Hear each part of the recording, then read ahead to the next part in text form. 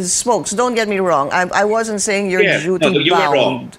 You were implying as if I had to follow what Danny Araujo says. Well, what is the basis for that? Mga idol at kabayan, kaya ako bilib kay spokesperson Harry Roque. Hindi lang dahil siya ay isang abogado o isang tagapagsalita ng ating Pangulo, kundi ipinapakita nito ang kanyang paninindigan bilang isang tao. Kaya kapag bias ka na media, humanda ka.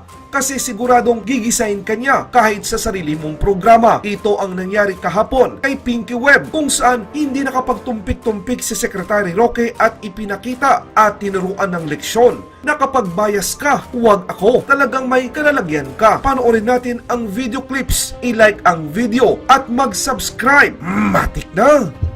There is one more reaction, sir, that I wanted to bring in. UP journalism professor Danilo Ara was saying, he put out this challenge on his Twitter account. UP faculty and alumni who are Duterte's top-level officials should denounce Lorenzana's letter terminating the 1989 accord. This disregards everything UP stands for. Should they remain silent? A six-word question. Where is your honor and excellence? So let me ask you, sir, are you denouncing this letter by Secretary Lorenzana as a UP student and as a former UP professor? Are you denouncing it? I'm asking the DND secretary and the president of UP to sit down, and I have offered my good offices to facilitate this meeting. But the word is denouncer. Dinedenounce niyo ho ba ito? We're not speaking as a presidential spokesperson. I'm also presidential spokesperson. Well, there's really no such thing, when you are a presidential spokesperson. All I'm saying is, let's talk about this. I support the steps of the UP president, and let's see why a 30-year-old accord should not be continued when it has worked apparently perfectly well in the past 30 years. So that doesn't make you silent on the issue because you're actually taking a stand. And I'm not duty-bound to follow anything that Professor Arau says. All right, presidential. I'm more academic than him. But Pinky, I have to highlight the fact that I think the question on Arau was unfair. In the first place, why am I duty-bound to follow anything that Professor Arau says? Mm-hmm. You made it appear as if it's compulsory for me to follow him. I spent more time in UP than him. Okay. And I think, as I said, I even have I'm even a more senior academic than him. No? So it was not a fair question. I'm not duty-bound to follow anything that Danny Arau says. Right. And should not be. Don't say thoughts, no? Smokes, don't get me wrong. I wasn't saying you're duty-bound. You were wrong. You were implying as if I had to follow what Danny Araujo says. Well, what is the basis for that?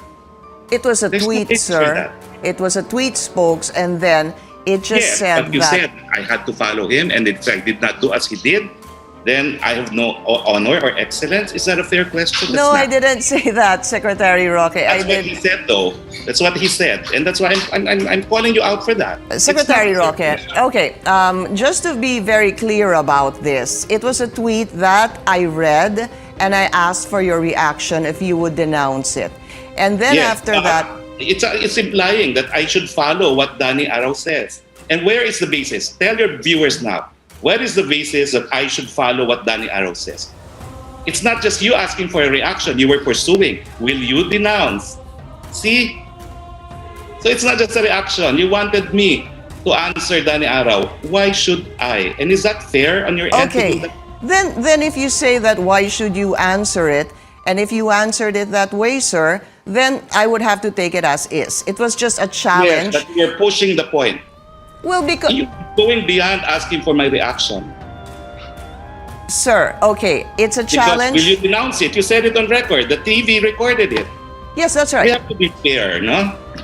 I am trying to be fair, Secretary Roque. I was not. No, you are not.